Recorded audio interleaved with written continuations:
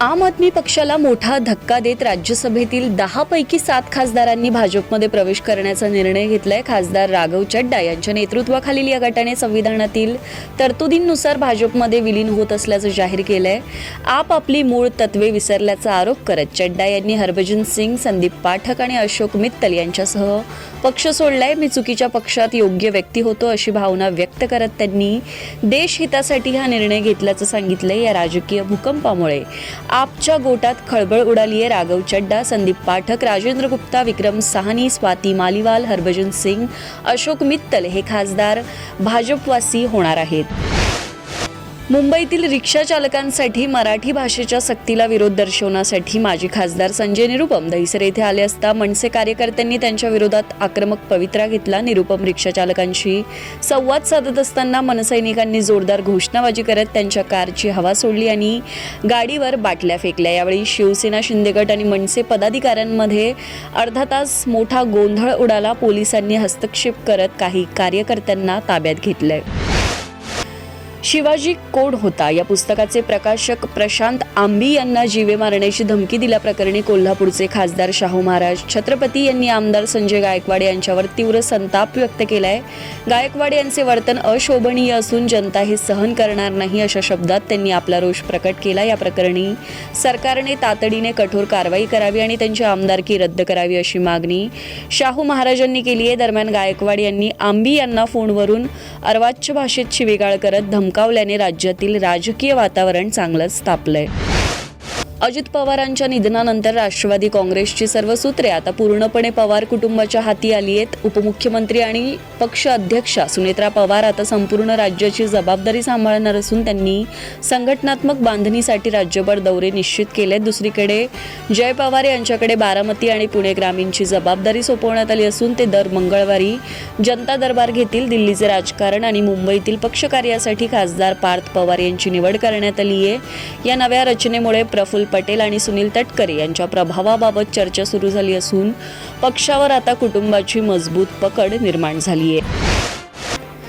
आम आदमी पक्षाचे खासदार राघव चड्डा यांच्यासह 7 खासदारांनी भाजपमध्ये प्रवेश करण्याचा निर्णय घेतल्याने राजकीय वर्तुळात खळबळ उडाली आहे. यावर आप नेते संजय सिंह यांनी चड्डा यांच्यावर गद्दार अशी टीका करत जोरदार हल्ला चढवला. पक्षाने कमी वयात मोठी पदे देऊनही चड्डा यांनी पंजाबच्या जनतेचा विश्वासघात केला आणि भाजपच्या ऑपरेशन लोटसला बळी पडले असा आरोप सिंह यांनी केला. तपास यंत्रणांच्या भीतीने आणि वैयक्तिक स्वार्थासाठी हा निर्णय घेतल्याचं सांगत पंजाबची जनता या खरेदी विक्रीच्या राजकारणाला निवडणुकीत नक्कीच चोख प्रत्युत्तर देईल असा विश्वासही त्यांनी व्यक्त केलाय.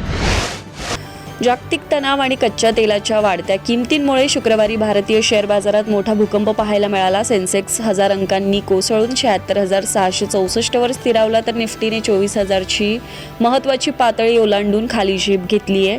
अमेरिका आणि इराणमधील युद्धविराम चर्चा फिसकटल्याने आंतरराष्ट्रीय बाजारात कच्चे तेल प्रति बॅरल $1,000 पार गेलेत. रुपयाचे मूल्य विक्रमी घसरल्याने आणि विदेशी गुंतवणूकदारांनी मोठ्या प्रमाणावर विक्री सुरू ठेवल्याने गुंतवणूकदारांमध्ये भीतीचं वातावरण आहे. बाजारातील अस्थिरता वाढल्याने गुंतवणूकदारांचे कोट्यवधी रुपये एकाच दिवसात मातीमोल झालेत.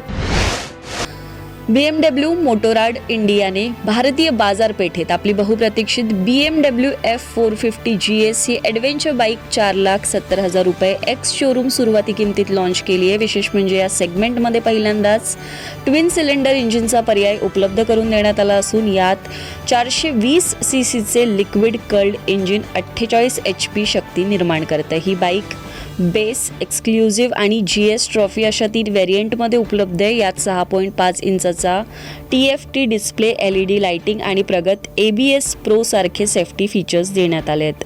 भारतीय बनावटीची ही बाईक हायवेवरील प्रवासासाठी अत्यंत आरामदायक ठरेल. तंत्रज्ञान क्षेत्रावर सध्या AI म्हणजेच कृत्रिम बुद्धिमत्तेचे सावट असून मेटा प्लॅटफॉर्म्सने आपल्या 8,000 कर्मचाऱ्यांना कामावरून कमी करण्याचा निर्णय घेतला. यासोबतच 6,000 नवीन पदभरतीही रद्द करण्यात आली असून 20 मे पासून या निर्णयाची अंमलबजावणी होणार आहे. केवळ मेटाच नव्हे तर स्नॅपचॅटने 1,000 आणि ब्लॉकने 40% कर्मचाऱ्यांची कपात जाहीर केली आहे. AI मुळे कामात वाढलेली कार्यक्षमता आणि खर्चात कपात करण्यासाठी कंपन्या हे पाऊल उचलत आहे. या वर्षात आतापर्यंत 80 पेक्षा जास्त कंपन्यांनी 71,000हून अधिक कर्मचाऱ्यांना घरचा रस्ता दाखवलाय. बॉलिवूडचा बादशाह शाहरुख खानच्या बहुप्रतीक्षित किंग या चित्रपटाची अधिकृत रिलीज डेट अखेर जाहीर करण्यात आली असून हा चित्रपट 24 डिसेंबर 2026 रोजी चित्रपटगृहात प्रदर्शित होणार आहे. रेड चिलीज एंटरटेनमेंटने सोशल मीडियावर एक टीजर शेअर करत ही घोषणा केली, ज्यामध्ये शाहरुखचा डॅशिंग लुक आणि डर नहीं दहशत हूँ हा दमदार संवाद पाहायला मिळतोय. विशेष म्हणजे या चित्रपटाद्वारे सुहाना खान रुपेरी पडद्यावर पदार्पण करत असून ती वडिलांसोबत स्क्रीन शेअर करणार आहे. सिद्धार्थ आनंद यांच्या दिग्दर्शनाखाली बनणाऱ्या या ॲक्शन चित्रपटात अभिषेक बच्चन, दीपिका पदुकोण आणि अनिल कपूर यांच्याही महत्त्वाच्या भूमिका आहेत. शाहरुखने आपल्या या भूमिकेचे वर्णन खतरनाक किलर असे केले असून चाहत्यांमध्ये आतापासूनच मोठी उत्सुकता निर्माण झाली आहे. जम्मू काश्मीरची राष्ट्रीय स्तरावरील महिला क्रिकेटपटू फारखांदा खान हिला मुंबई पोलिसांच्या गुन्हे शाखेने अटक केली आहे. फारखांदाने दक्षिण मुंबईतील एका 28 वर्षीय उद्योजकाला आपल्या जाळ्यात ओढून खासगी चॅट्स आणि फोटो व्हायरल करण्याची धमकी देऊन तब्बल 63 लाख रुपये उकळले आहेत. या गुन्ह्यात तिचा भाऊ बाजिल खान आणि साथीदार इम्तियाज वानी यांचाही सहभाग होता. उकळलेली रक्कम त्यांनी आपल्या बँक खात्यात वळवली होती. पोलिसांनी तांत्रिक तपासाद्वारे या टोळीचा शोध लावत फारखांदा आणि तिच्या भावाला दिल्लीतून तर साथीदाराला श्रीनगरमधून ताब्यात घेतलंय. या घटनेमुळे क्रीडा क्षेत्रात मोठी खळबळ उडाली आहे.